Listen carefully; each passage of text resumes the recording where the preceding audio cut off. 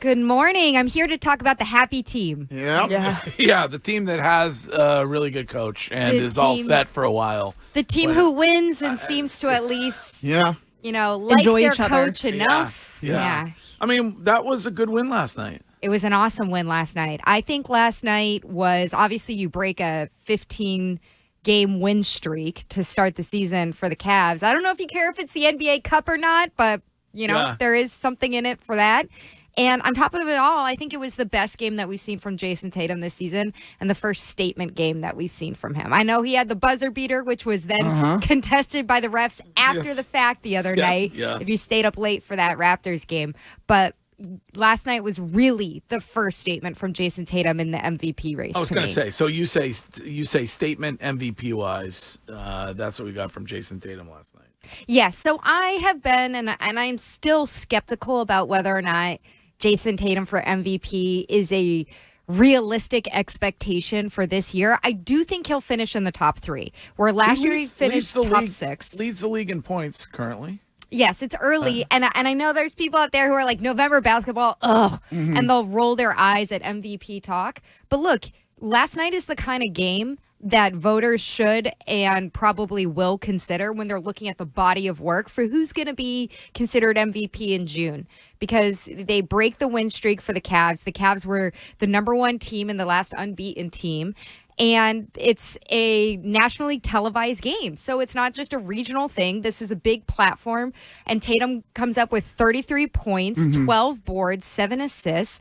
And he makes a huge impact on defense, especially after that third quarter when the team was really bleeding out. Because I'm sorry, but Kata couldn't do a damn thing on the inside around that rim. I think it's it's his time now for all right, so guys that might finish a little bit or might be in the conversation with him, the Joker. All right, the Joker's got his.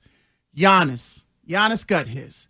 I think now when you start to look at it, it's Tatum's time. He's the next guy. He's proven that he can win a chip, and now it's the next time. So I think the voters, and they go, all right, let's give it to Tatum. Do you think because he was so on last night, that's why Jalen took a while to kick it into high gear? Like, Jalen started off kind of slow, which always worries me as a Jalen stan. But was it because Tatum was so on fire that maybe he steps back and says, all right, this is Tatum's game? I think it was a little bit of the way that the game started, Courtney, where it was the Cavs having a really good interior defense and really strangely deciding to let the Celtics play from the perimeter where they got the threes going early. And of course, JB has a nice 3, but that's much more Tatum's game and Derek White's game. And Al Horford came alive, turned back the clock last night with his threes. And so I think Jaylen Brown really explodes when you need the points in the paint and you need him to get into that physical inside game and even go inside outside. They didn't even need to do that to start last night. They were just from the outside. And so I think that's why it looks so much more like Tatum's game from the jump. And Tatum's more of like a facilitator where he'll get a lot of things going. Jaylen Brown's game, I think he's a better version, but if you wanted to compare him to somebody and watch who he plays, he reminds me a lot of 2 guys, Jimmy Butler, his style, and DeMar DeRozan, right? Where he's probably a better 3-point shooter than those guys, but his mid-range and his ability to get to the rim because of his explosiveness is what really kind of excels Jaylen Brown. He just looked way better in the fourth than he did in the first half, I thought. So that was just, he turned it on. Well, because he gets into that Jimmy Buckets bully mode, and it's like, all right, I'm going to take it to the paint. And it's a good dynamic, and we've always had this discussion, but they know each other's roles now, and that's why they're able to play so well. You like the cup, though. I kind of do. Really? I kind of do. I'm like, I don't think that the Celtics, I like it so far because the Celtics haven't really had to sacrifice anything for it yet. And so I don't care about raising a banner. They shouldn't do that if they win it. I like the idea of having a double championship for this team so that the national talking heads have to spend more time on the Celtics. Because I really think, I was talking to a former Celtic about this the other day. I really think there is still this anybody but the Celtics with the league right now. I think that the league doesn't consider them the sexiest team. They want Who are you talking to, Perk? No, I'm just talking from a big picture perspective. They want it to be Anthony Edwards so bad. They want it to be SGA. It's the same thing that they did with Joker a couple of years ago. They didn't want to pay attention to the Nuggets. They were like, we don't want to look at Denver. And I do think this team has personality, but it's starting to get a little bit annoying. Guys, they are running an ad right now, the league, about it's a whole new year. It's a whole new look, a totally different league. And I'm like, what about the champs that just brought back their whole team? Yeah. Like, you're literally just thumbing your nose at the Celtics. So part of it is I want them to be able to have another big platform to take over. And we haven't gotten to the point where we had to see there's this point differential where if you're gambling on any of these games going forward, you're really going to have to pay attention to after this round. There's this point differential thing that may lead towards Missoula putting the starters back in and playing more time.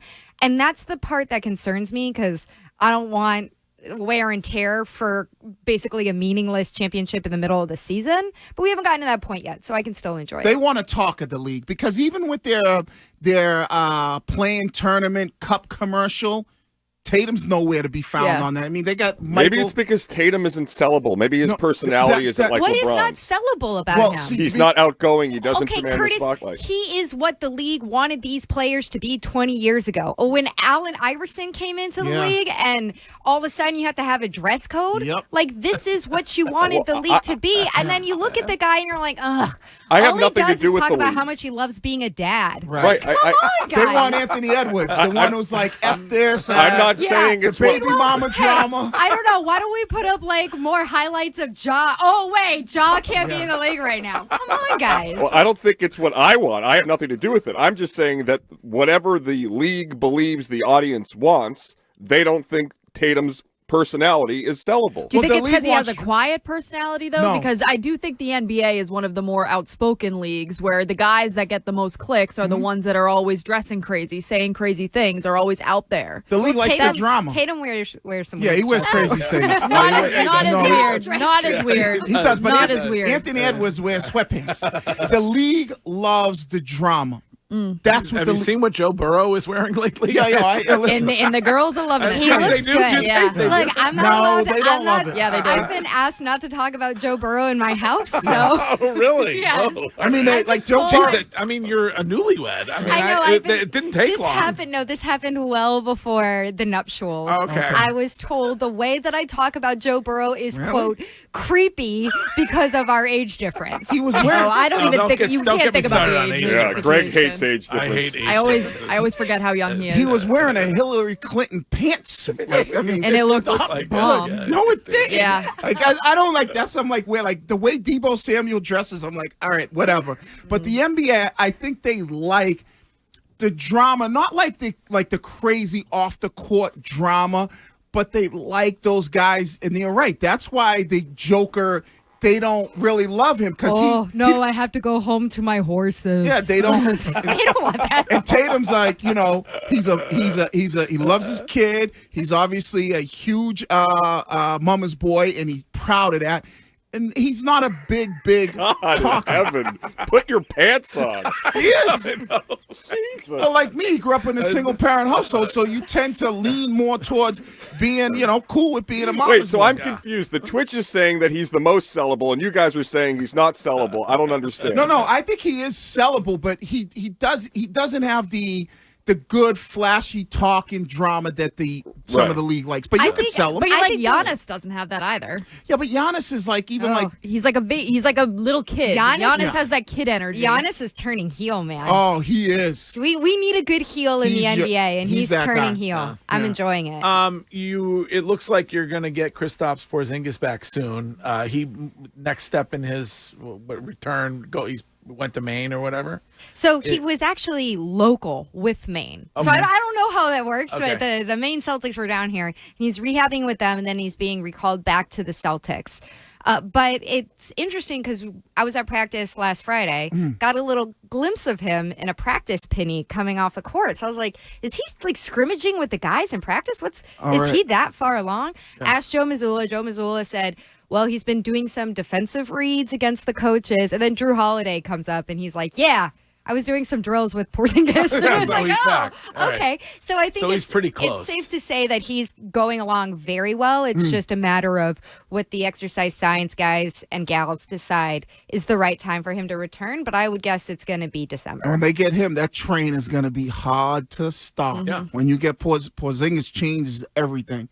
And so hopefully they were saying December, so that's good that, we're a few weeks out. And I want to see him. I want him back out there because I want to see how much he can go through. And, if, God forbid, knock on wood, something does happen, I'd rather it happen, a lot earlier rather than right before the playoffs start so they can continue to build the chemistry with the team that they have and get Nemus on the court because they exposed him yesterday, especially in the pick and rolls. Yeah, it was unfortunate because I really like Nimi. I think that he's a great project. He was on a 2-way contract last year, and you see how much playing time he's getting now. Not a good night last night. Like, they really exposed him down in the paint defensively, but I'm still bullish on he can be a little bit of a stopgap while you're trying to get Porzingis back into the mix. Another big night for our guy, Pete Pritchard, last night. Yeah, You can count on him when you He's need money, him. man. My guy. He's nails. Yeah. He really just does not fear any situation. And even last night, I think it was either in the second or third quarter,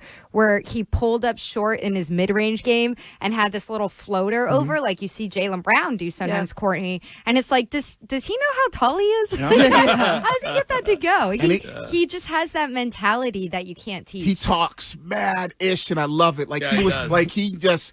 There's something about him. He has that little that it factor to him, that swag to him, where he talks ish, and he's definitely done a great job, and he's like found his role. They have definitely found that role for him, and good for him. Greg, you've been on him since day one. Yeah. Any big plans for Thanksgiving? I mean, are you hosting or? I'm going to the in-laws. We're having a big and proper Thanksgiving. So Courtney had to plan my outfit. Is that local? I'll send you some local. options. Staying local, not getting on any trains or planes or anything like What that. does proper mean? Oh, like a drinks hour order. I see. Oh, the whole works. Oh, the whole entire works. thing. Yeah. That's what they do? Yeah. Oh, wow. Like 2 forks.